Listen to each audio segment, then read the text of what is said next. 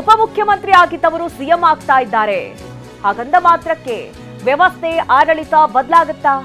ಇದು ವಿಧಾನಸೌಧದಲ್ಲಿ BJP MLC city Ravi ಅವರ ಹೇಳಿಕೆ. ಹೊಸ ಮುಖ್ಯಮಂತ್ರಿ, ಕಾಂಗ್ರೆಸ್ ಪಕ್ಷದ್ದೇ ಸರ್ಕಾರ. ಹಿಂದಿನ 3 ವರ್ಷ, ಮುಂದೆ 2 ವರ್ಷ ಅಷ್ಟೇ ವ್ಯತ್ಯಾಸ. ಭ್ರಷ್ಟಾಚಾರ 60% ಇರೋದು, 90% ಆಗುತ್ತಾ ಗೊತ್ತಿಲ್ಲ. ಆದ್ರೆ ಆಡಳಿತ ಯಂತ್ರ ಬದಲಾಗತ್ತಾ ಅಂತ ಪ್ರಶ್ನೆ ಮಾಡಿದ್ದಾರೆ ಸಿಟಿ ರವಿ. ಸರ್ಕಾರ ಕಳೆದ 3 ವರ್ಷದ ಹಿಂದೆ ಇದ್ದಿದ್ದು ಕಾಂಗ್ರೆಸ್ ಸರ್ಕಾರ, ಮುಂದೆ 2 ವರ್ಷಗಳ ಕಾಲ ಇರೋದು ಕಾಂಗ್ರೆಸ್ ಸರ್ಕಾರ. ಉಪಮುಖ್ಯಮಂತ್ರಿ ಆದವರು ಮುಖ್ಯಮಂತ್ರಿ ಆಗ್ತಾರೆ, ಅಷ್ಟೇ ಬದಲಾವಣೆ. ಕೆಲವು ಮಂತ್ರಿಗಳು ಬದಲಾಗ್ಬೋದು. ನೀತಿ ಬದಲಾಗತ್ತಾ? ಕಾಂಗ್ರೆಸ್ ನೀತಿ ಭ್ರಷ್ಟಾಚಾರ ಮುಕ್ತ ಆಡಳಿತ ಕೊಡುವ ವಿಶ್ವಾಸ ಇದೆಯಾ?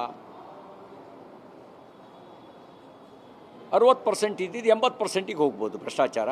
ಇನ್ನೊಂದಷ್ಟು ಸರ್ಚಾರ್ಜ್ಗಳು ಸೇರ್ಕೋಬೋದು. ಈಗಿರುವ ಭ್ರಷ್ಟಾಚಾರದ ಜೊತೆಗೆ ಇನ್ನಷ್ಟು ಅಡಿಷನಲ್ ಅದಕ್ಕೆ ಆ್ಯಡ್ ಆಗಿ